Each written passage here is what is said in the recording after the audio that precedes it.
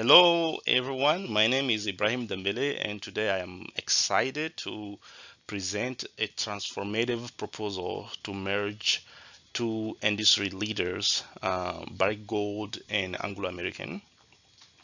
This merger represents a unique opportunity to create a global mining powerhouse that not only drives shareholder value but also leads the way in sustainability and innovation. And this is a short executive summary considering the time that we have. Um, Anglo American's acquisition of Barrick Gold is an ambitious move. And what I really like about these companies, both have their own strengths and weaknesses, which we will, I will go into more details shortly. But Anglo American can leverage Barrick's expertise in gold and copper mining, and Barrick, if they decide to join Anglo American, they will be exposed to Anglo's diversified portfolio as well. And when we take a look at the organizational structure, Barrick operates globally with a focus on sustainability and has access to critical minerals, which I believe aligns well with Anglo's diversified portfolio. And right now, Anglo American, they mine platinum, iron, and diamonds, and more. So adding more to that will, I think, would be the right move.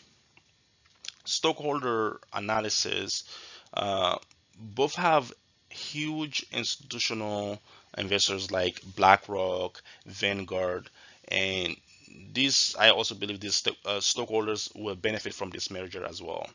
And oftentimes, these investors require companies that they invest in to have environmental, social, and governance practices in place.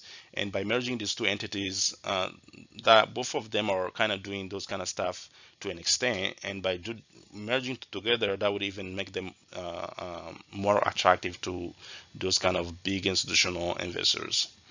So I have also identified some risks like cybersecurity is has been identified as one of the risks, and political instability in Mali has been identified as a risk because currently Mali is ruled by a military junta, right? So, and that is definitely a risk there. Um, but by merging two entities like this, I think there will be cost savings opportunities for both of them. And in my calculations, I can see at least about $2 billion through efficiency practices. Um, Investment returns. Historically, Barrick is not new to this kind of stuff because they purchased Randgold back in 2018, and Randgold was a South African gold mine company in Mali, and it was the largest gold mine company in Mali at the time. And by purchasing Randgold, Barrick became the largest gold company in the world at the time. And today they are like the second largest gold producer in the world. So they are not new to acquisitions like that. So with that experience, and if they merge with Anglo American, I think that they would know how to manage it because they did it pretty recently, right? And the capital structure, uh, uh, the acquisition will introduce a balanced approach, debt to equity ratio, and which I believe will enhance effectively the financial flexibility of the merged entity. And in conclusion, I would just say that it would also establish a global leader in mining with a strong focus on sustainability, innovation, and long-term value creation. And these are the logos, as you can see, Barrick at the top and Anglo American at the bottom there. And let me provide a brief overview of the two organizations involved in this proposed acquisition. Barrick Gold is globally recognized, a leader in gold and copper mining, like I've previously stated, and they have operations in over 13 different countries. and they are known for the sustainability approach and resource efficiency, approaches, and consistently delivering value to their shareholders. And this has made Barrick a key player in the mining industry today. On the other hand, you also have Anglo American, which is one of the most diversified mining companies in the world today. And like I previously stated, they mine platinum, iron, and diamonds and more. And they also operate across multiple continents, and they're known for their innovation and their leadership in environmental, social, and governance practices. And the strategic rationale for this is that this acquisition represents a strategic alignment that I think will capitalize on the complementary strengths of both companies, Barrick Gold and Anglo American. And Barrick will bring unmatched expertise in gold and copper mining. And as you guys know, gold is critical for economic stability, especially during time like that we live in, that it's we don't know if we can have a recession. Gold is a safe haven for investors, and copper is used in technologies. As you know, we are transitioning. The world is transitioning to more renewable energies and stuff like that. So copper is used in those kind of technologies. And by merging with Barrick, Anglo American will expand its portfolio to include those critical minerals as well. So this acquisition will also enhance Anglo's competitive positioning and will create a global leader in mining that will prioritize sustainability and innovation. Let's take a look at the financial metrics basically, and these financial metrics are driving this proposal. And in 2023, Barrick reported revenues of $11 billion with a low debt to equity ratio of 0.4. Right, and this reflects a conservative approach to capital structure for Barrick. And Anglo American has a diversified operations, and they generated in 2023 $35 billion in revenue, which also demonstrate the strong market positioning and the market presence basically. And what I'm saying, this merger will allow Anglo American to enhance its capital allocation by integrating Barrick's valuable gold and copper assets. Recommended financial strategies. Uh, the financial strategies for this acquisition is designed to balance risk and allow long-term growth. First, I recommend moderate debt financing to achieve a debt to equity ratio of zero point 0.5 instead of zero point 0.4. And this will strike the right balance between leveraging capital for growth and maintaining financial stability. And my second recommendation is resource allocation to prioritize more investments in environmental, social, and governance practices and improve their mining technologies. I believe that these initiatives will attract more institutional investors and strengthen even better Anglo's sustainability leadership in the global market.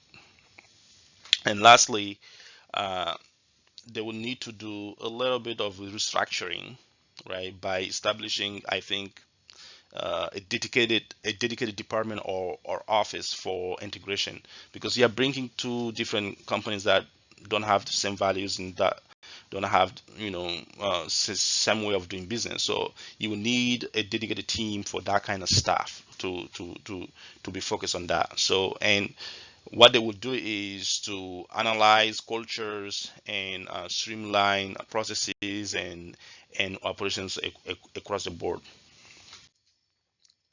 Risk management. As you guys know, every major acquisition comes with its challenges, right? For this merger, I have identified two key external impacts and two internal weaknesses that must be managed effectively for this to be successful. Externally, political instability in regions like Mali, where Barrick operates in, is a big concern, right? Like I said, in Mali right now, they are arresting for foreign companies executives. Just recently, the government of Mali issued a warrant. An arrest warrant for the CEO of Barrick. So, I mean, it's not funny, but I'm just saying like it's just like insane how things are heading. But unfortunately, there is no democracy over there right now. But that is a risk. That's an external risk. It's a political instability in the region, so it's a big concern. And and this and this is kind of like it's a dispute over royalties and and other government and intervention stuff. They want to kind of like increase the taxes and everything. So it's obviously with corporation that doesn't sit well with them, right? Which is creating operational uncertainty at the moment for Barrick. So that's a concern. And regulatory engagement and strong local partnerships will be critical to mitigate this kind of risks. And another external impact is the stability of global market, like a commodity market.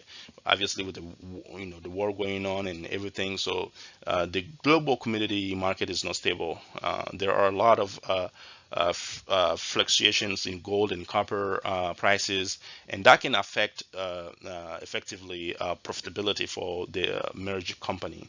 Diversifying into Anglo's portfolio, right, will reduce these kind of risks and will bring a greater financial stability for the merged entity. And internally, one major weakness is cybersecurity, like I've stated previously.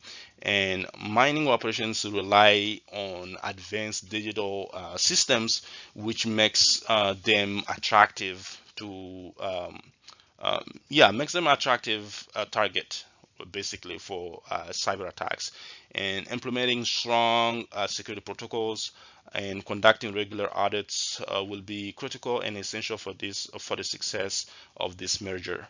And finally, cultural integration between Barrick and Anglo will be a challenge. Both organizations have distinct corporate values and management styles, and to ensure a smooth transition, I propose leadership alignment workshops and team building activities to kind of like help out with that kind of like frustration that will come with this level of scale of bringing two companies together. So hopefully that will help there. And long-term shareholder value. This acquisition is not just about immediate synergies, it's about creating sustained shareholder value over the long run through operational savings. And like I said, I believe through efficiency practices, they can save up to $2 billion annually, and they can enhance resource allocation and strategic market expansion. The merged entity, I think, has the potential to grow. And even if we use a conservative approach of 5% growth, and for the revenue, like the revenue would essentially jump from $46 billion that they have reported back in 2023 to $60 billion within the next 5 years, right? And that's using a conservative approach of 5%. And this will translate to increase in dividend payout to shareholders and higher earnings per share and long-term stock appreciation overall. Additionally, the strengthened capital structure balanced with moderate debt to equity ratio will bring sustained growth and resilience against market instability. And there should be a focus on environmental, social, and governance practices to attract more institutional investors. And like I said, these guys, prioritize companies that are committed to those kind of initiatives. Or operational uh, integration is also a critical step to ensuring the success of this acquisition. The first priority is to streamline supply chains by consolidating vendors and aligning procurement strategies across both organizations. And this will reduce redundancies and generate cost savings, right? And the next step would be to do IT and digital system integration, which I believe will allow operation efficiencies across the board. And I believe a unified digital infrastructure will support decision making and enhance security against cyber threats. Uh, to oversee the entire integration process, I propose creating an integration, like I've previously stated, an integration office or department, right, to oversee this kind of like projects, because this is not a small project. This is like a big project, and they should be seen as long-term investment and long-term projects. And this team will monitor progress, manage potential disruptions, and ensure that the merger's synergy are met and realized. Navigating regulatory and compliance challenges is important to the success of this acquisition. And one of the primary external risks is regulatory scrutiny, especially given the size and influence of the merged entity. To mitigate this, they must engage with regulators and in all jurisdictions, not just like in the US or Canada, but both companies need to engage with the regulators like constantly. They must demonstrate the merger's alignment with industry standards and its benefit to stakeholders. Another focus area is local compliance requirements in politically sensitive regions like Mali. The government's push for increased royalties and stricter mining regulations has impacted Barrick's operations, and establishing strong partnerships with local authorities and communities will help reduce operational risks. Through through through these strategies, the merger will, I think, will proceed smoothly and maintain compliance with all legal and with all legal and regulatory standards. So that is my proposal there. Uh, Stakeholders, like, this acquisition is not is designed to create value not just for shareholders but for all key stakeholders. For stakeholders, the merger will enhance returns through like I've previously stated, like projected savings and increase the market share and long-term growth potentially, and also this benefit directly aligns with the commitment to deliver sustainable financial value. And employees will also benefit from it, right? Because now they will have access to career growth, any career opportunities, and access to advanced training programs that they didn't have before. And communities around the mining areas will benefit from the merger as well. And finally, government and regulatory bodies will gain and expect stronger partnerships with the merged entities committed to compliance and local engagement and shared objectives. In conclusion, this proposed acquisition of Barrick Gold by Anglo American represent to me a transformative opportunity to redefine the mining industry. And by combining Barrick's expertise in gold and copper with Anglo's diversified portfolio and global reach, I believe the merged entity will be better positioned to achieve sustained growth, operational efficiency, and leadership in environmental, social, and governance practices. Thank you for listening in. Thank you.